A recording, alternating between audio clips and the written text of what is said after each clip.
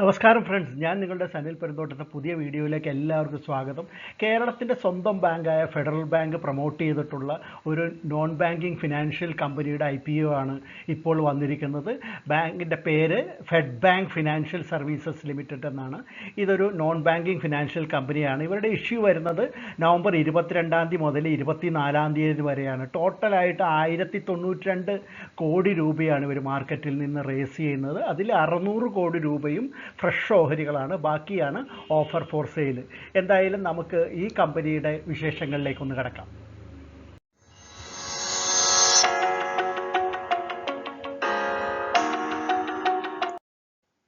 Fed bank financial services limited ഇത് federal bank promote ചെയ്തിട്ടുള്ള ഒരു നോൺ ബാങ്കിങ് ഫിനാൻഷ്യൽ കമ്പനിയാണ്.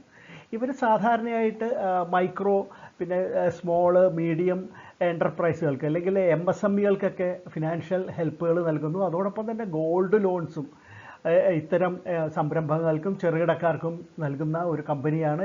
ഏറ്റവും കുറഞ്ഞ കോസ്റ്റിൽ അല്ലെങ്കിൽ ഏറ്റവും കുറഞ്ഞ ഇൻട്രസ്റ്റിൽ നൽകുന്ന രണ്ടാമത്തെ ബാങ്കാണ് ഈ ഫെഡ് ബാങ്ക് എന്ന് പറയാൻ പറ്റും NBFCകളിൽ. അതിവേഗ വളർച്ചയുടെ കാര്യത്തിൽ സമാന ബാങ്കുകളുമായിട്ട് തട്ടിച്ചു നോക്കുമ്പോൾ 3-ാം സ്ഥാനത്താണ് ഫെഡ് ഫിന എന്ന് പറയുന്ന ഈ ബാങ്ക്. അതായത് CAGR നോക്കുകയാണെങ്കിൽ 2020-നും 2023-നും ഇടയിലുള്ള ആ കാലഘട്ടത്തിൽ 33% കോമ്പൗണ്ടിങ് ആനുവൽ ഗ്രോത്ത് റേറ്റ് കാണിക്കുന്നത്.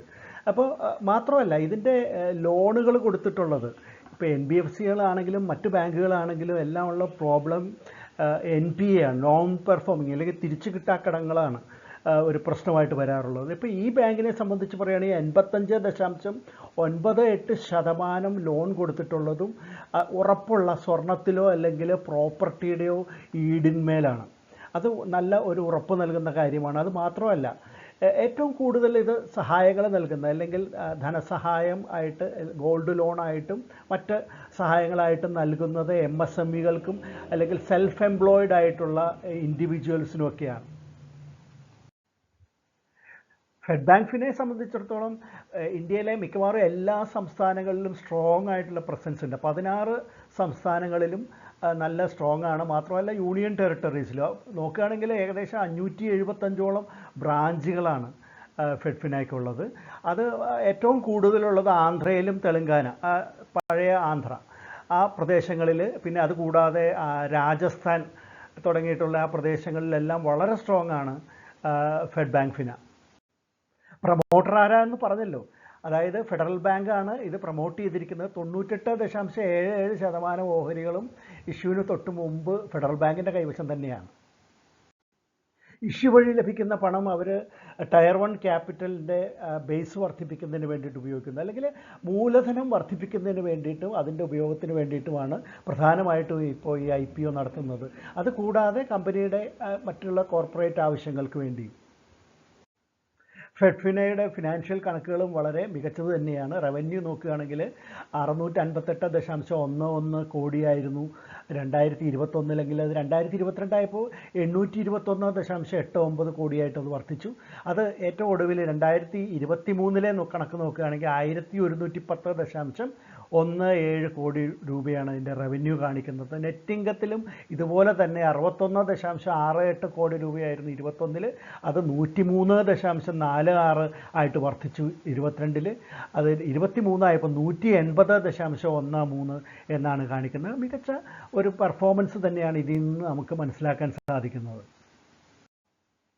ഇനി കീ പെർഫോമിംഗ് ഇൻഡിക്കേറ്റേഴ്സ് നോക്കുകയാണെങ്കിൽ EPS 5.60 ആണ്, PE റേഷ്യോ 23.79, 25.04, പിന്നെ റിട്ടേൺ ഓൺ നെറ്റ്വർത്ത് 13.39% ആണ്, NAV 42.11 പെർ ഷെയറുമാണ്.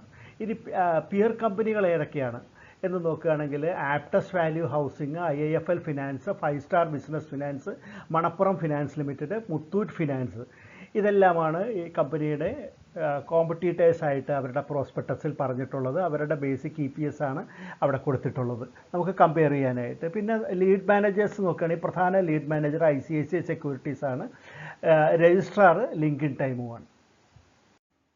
ഇനി നമുക്ക് ഫെഡ് ബാങ്ക് ഫിനാൻഷ്യൽ സർവീസസിൻ്റെ IPO വിശേഷങ്ങൾ ഒറ്റ നോട്ടത്തിൽ ഒന്ന് പരിശോധിക്കാം. നവംബർ 22 മുതൽ 24 വരെയാണ് ഇഷ്യൂ ഓപ്പൺ ആയിരിക്കുന്നത്.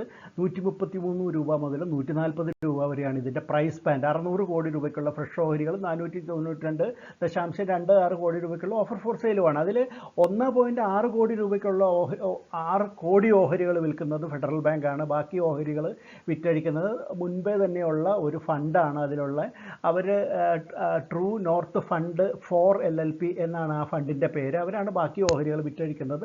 ടോട്ടൽ ഇഷ്യൂ സൈസ് 1092.26 കോടി രൂപയാണ്. ഇത് 107 ഓഹരികളാണ് ഒരു ലോട്ടെന്ന് പറഞ്ഞാൽ. അപ്പോൾ അങ്ങനെ 13 ലോട്ട് വരെ റീറ്റെയിലേഴ്സിന് അപ്ലൈ ചെയ്യാവുന്നതാണ്. ചെന്നൈ കാറ്റഗറിയിൽ അപ്ലൈ ചെയ്യുന്നവർക്ക് 14 ലോട്ട് മുതൽ 67 ലോട്ട് വരെ അപ്ലൈ ചെയ്യാവുന്നതാണ്. ഇതിൽ എടുത്തു പറയേണ്ട ഒരു കാര്യം എംപ്ലോയീസിൻ്റെ കാര്യം. ഫെഡറൽ ബാങ്കിലെ എംപ്ലോയീസിന് 10 രൂപ ഡിസ്കൗണ്ട് നൽകുന്നുണ്ട്. അപ്ലൈ ചെയ്യുന്ന അവരുടെ അവസാനം എടുക്കുന്ന പ്രൈസിൽ നിന്ന് 10 രൂപ കുറവായിരിക്കും അവരുടെ എംപ്ലോയീസിന് കൊടുക്കുന്നത്. 10 കോടി ഓഹരികളാണ് അവർക്ക് വേണ്ടിയിട്ട് റിസർവ് ചെയ്ത് വെച്ചിരിക്കുന്നത്. ഇത് 35% റീറ്റെയിലേഴ്സിനാണ് കൊടുക്കുന്നത്. NSEയിലും BSEയിലും ലിസ്റ്റ് ചെയ്യുന്നുണ്ട്. നവംബർ 30 ആയിരിക്കും അലോട്ട്മെൻറ്റ് വരുന്നത്. ഡിസംബർ 5 ലിസ്റ്റിംഗ് വരുന്നത്. ഇനി ഇത് അപ്ലൈ ചെയ്യണോ വേണ്ടിയോ എന്നുള്ളവരോട് നമുക്ക് പറയാനുള്ളത്, ഇത് എൻ്റെ റെപ്യൂട്ടേഷൻ തന്നെയാണ്. ഫെഡറൽ ബാങ്ക് എന്നുള്ള പ്രൊമോട്ടറുടെ റെപ്യൂട്ടേഷനിലുള്ള ഒരു ബാങ്ക് തന്നെയാണ് ഈ ഒരു NBFC ആണ് ഫെഡ്ഫിന എന്നുള്ളത്. തീർച്ചയായിട്ടും മുൻപന്തിയിൽ നിൽക്കുന്ന ഒരു NBFC കമ്പനി കൂടി ആയതുകൊണ്ട് തീർച്ചയായിട്ടും ഇത് ലോങ് ടൈമിലേക്ക് വളരെ മികച്ചതാണ്.